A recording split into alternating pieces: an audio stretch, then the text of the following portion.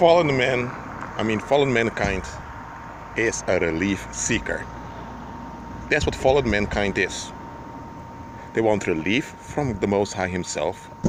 They want relief from danger, relief from risks, relief from difficulty.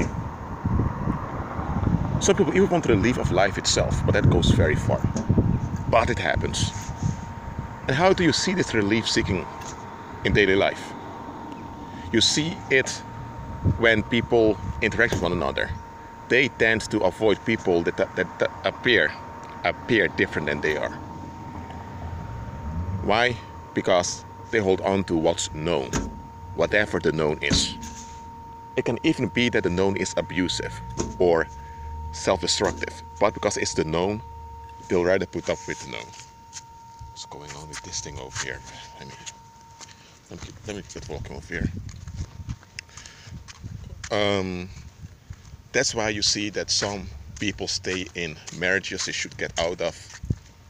By the way, I'm not promoting divorce, absolutely not. But there are people who are in marriages that they should get out of. But why do they leave? Because they get relief from being called a husband and a wife. They get relief from society. That respect is what they're after. That brings me to another thing. Respect is also a form of relief, a form of acknowledgement. The relief seeking is so deep into fallen men, into the fallen mind, that people become violent, homicidal to secure that relief. That's what respect is all about. I mean, look, if there's a small kid and the small kid said something or behaved in such a way that you didn't like, that you're not used to, what's the use of hitting or screaming against the kid as if it's an adult that's coming to fight you? What's the use of it? People say, well, it's a disciplined child, a child to respect. So people have become so self-centered and so self-indulgent that they even permit and condone violence upon helpless human beings, children, just so they can get relief. You gotta be kidding me, right? Well, I'm not kidding here. It happens every day, and people take it. Why? Because they want relieved. They want to be relieved. Look at genocide. Why do people permit a part of the population to be sacrificed to get relief? Why? Because the people that are killed, that means there are less people around, that means there's less division of land, that means there's less rivalry, less mouths to feed. People see that as relief. Should I continue? I don't intend to continue for long. Just understand, the fallen mind is a mind that always seeks relief and wants to hold on to the relief. Once a fallen mind has found relief, it wants to grab the relief and hold on to it. And that's what idolatry is. And look, even if the relief is not something like hating children or remaining in an abusive marriage or genocide or whatever, even if it's just people having boundaries, those imagined limitations, it's still bondage because they're still holding on to some relief instead of relying upon the Most High Himself. It goes so far that when people can't get the relief and they are intoxicated, they want to drag others in that intoxication. And others who see that happen are so self-centered that they want to fight against the one who's in the negative. Of course, the other who wants others in his or her misery is in the negative. That's wrong. But to feed off of that negative condition of that individual to feel good about yourself, that's the same thing as what that individual is doing. You know what? I'm going to close the video within a minute. And just remember this. Christ, the Messiah, wants you out of the fallen mind. That's why you ought to be renewed in your mind. To have the mind of Christ. To be Christ-centered, not relief-centered. You can do the right things in the negative. If you have a negative mindset, you can still perceive facts. You can still, if you're walking on the street, you stop at a traffic sign because you can perceive facts, okay? Even though you are operating in a fallen mind.